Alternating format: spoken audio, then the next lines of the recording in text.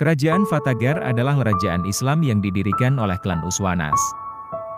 Ibu kotanya terletak di Merapi, sebelah timur distrik Fakfak, Kabupaten Fakfak, Papua Barat, Indonesia.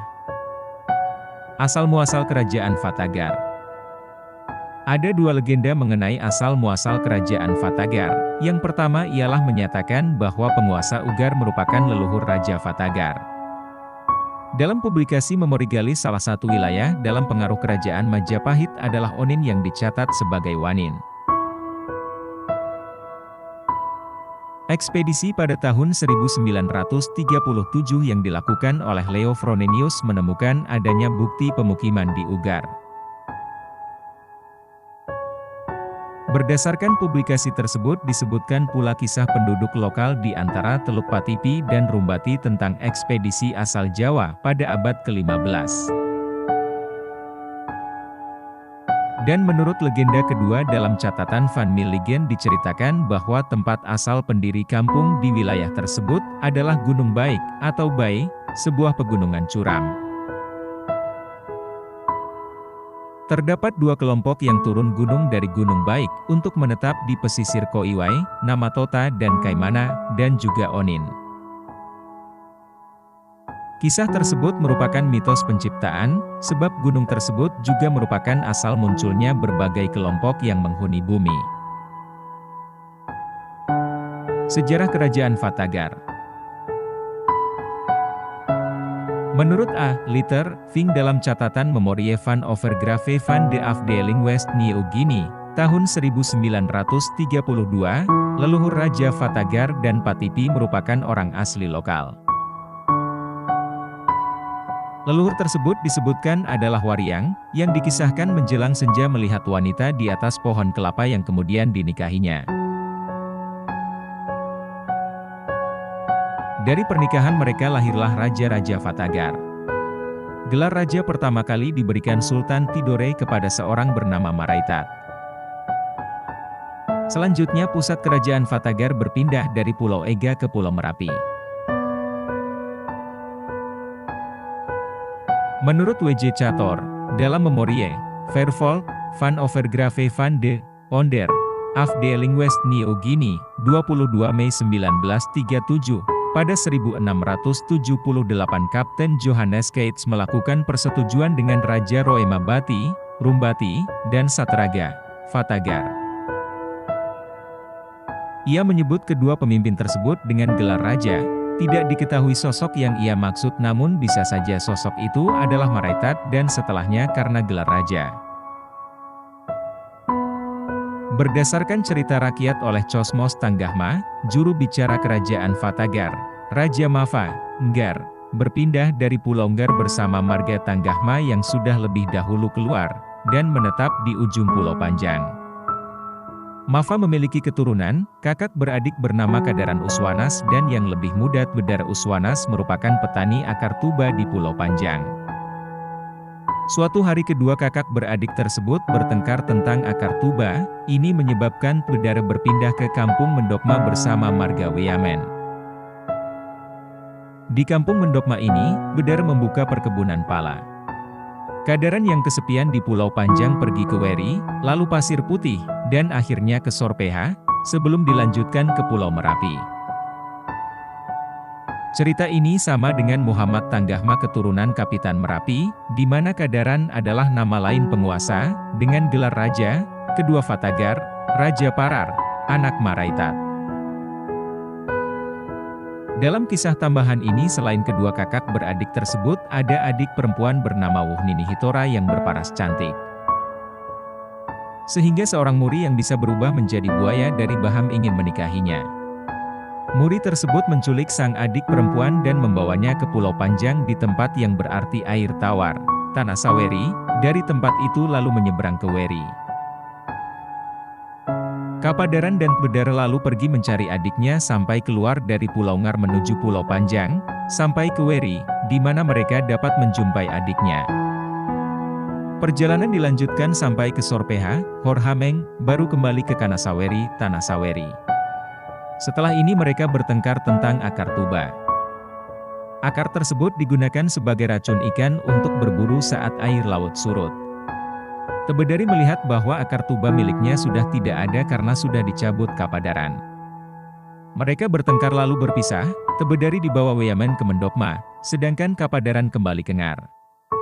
Dalam perjalanan kembali ini, Kapadaran mendamaikan konflik antara marga Kabes dan Hindom.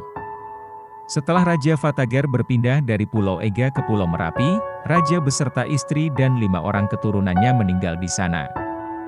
Penguasa terakhir saat itu adalah Raja Tewar, keturunannya yang tersisa adalah Mafa dan Ira yang dididik di Pasir Putih oleh seorang Alifuru, Maluku, setelah besar mereka tinggal dan menikah di Seram Laut. Ketika pengangkatan Haruna menjadi Raja Ati-Ati, 2 putra Tewar tersebut pulang ke Pulau Merapi, setelah meninggalkannya selama 12 tahun. Atas permohonan adat, Mafa diangkat menjadi Raja Fatagar, dan Ira menjadi Raja Muda.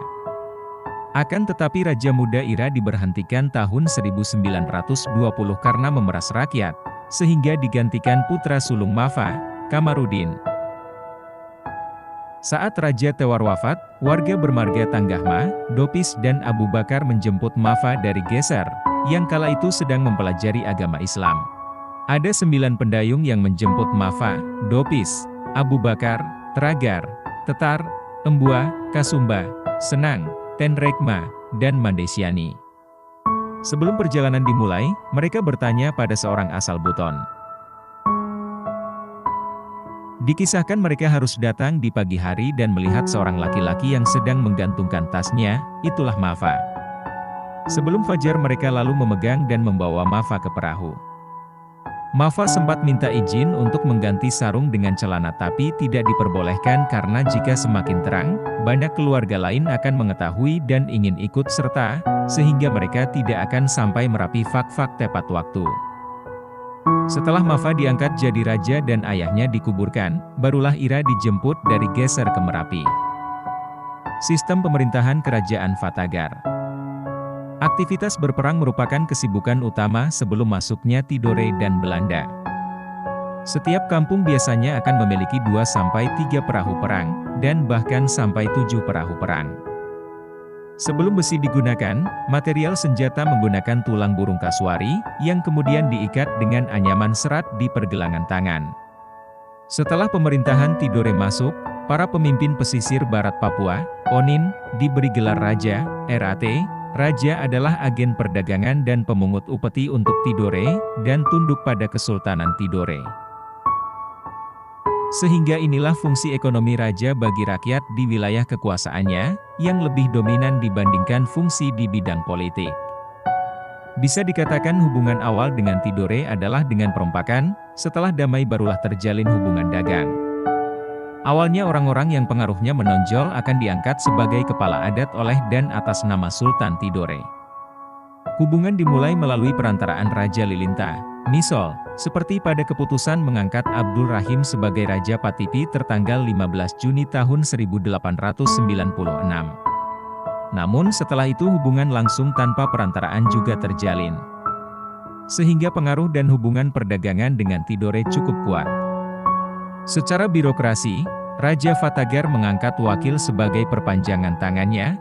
Ada beberapa gelar perangkat tradisional yang meliputi Raja, Raja Muda, Sangaji, Mayor, Kapitan, Jajau, Warnemin, Suruhan, Pandayung. Raja merupakan pimpinan tertinggi yang bertugas untuk memerintah kepala kampung. Tongkat dan tali dari kulit kayu lapisan kedua pohon drek diikat pada lengan Suruhan untuk menyampaikan pesan ke kepala kampung, di mana setelah menyelesaikan tugasnya, Suruhan kembali melapor Raja. Selain itu Raja berwenang mengangkat Kapitan, Mayor, Sangaji, Jajau, Jojau, Warnemen, jabatan-jabatan YG setingkat tetapi di bawah Raja Muda. Lalu di bawah Sangaji ada pula jabatan Warnemin.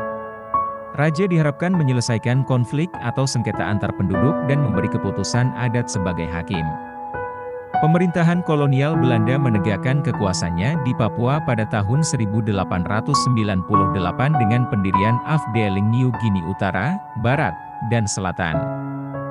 Kewajiban pembayaran upeti kepada Sultan Tidore dihapuskan walaupun di atas kertas wilayah tersebut masuk wilayah suap Raja Tidore. Raja-raja dikukuhkan oleh Belanda dan diberi gaji yang merupakan bagian dari kumpulan pemungutan pajak dari kepala kampung.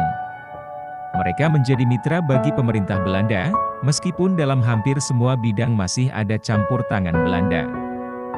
Kewajiban raja bertambah meliputi pengesahan perkawinan penduduk beragama Islam, memberikan persetujuan untuk membuka kebun, penghubung Belanda dengan penduduk. Bila raja tidak bisa memutuskan perkara maka akan diserahkan kepada polisi keamanan Belanda, dan menarik uang atau hasil perkebunan seperti pala sebagai belasting atau pajak. Hasil alam kerajaan Fatagar juga berupa teripang di laut yang pusat penangkapannya di Pulau Pisang dan Pulau Karas dan perkebunan pala di darat yang merupakan penghasilan utama masyarakat. Setelah masuk dalam Kesatuan Republik Indonesia, tugas raja mulai berkurang dan Raja Fatagar lebih memiliki fungsi adat sebagai penengah konflik di masyarakat akibat keragaman kelompok suku dan agama. Perkembangan kerajaan Fatagar juga sangat bergantung pada campur tangan Kesultanan Tidore, sehingga tidak banyak bukti sejarah yang dapat dikumpulkan mengenai kehidupan sosial budaya di kerajaan ini, termasuk penyebaran Islam. Salah satu peninggalan sejarah yang ditemukan di Fakfak adalah Masjid Tunasgain yang diperkirakan dibangun pada tahun 1587 Masehi oleh Sufi asal Yaman bernama Syarif Muaz Al-Kathan, berdasarkan 8 tiang alif yang diganti setiap 50 tahun. Demikianlah sedikit ringkasan dari Kerajaan Fatagar. Jika ada silap kata mohon dimaafkan. Wassalam.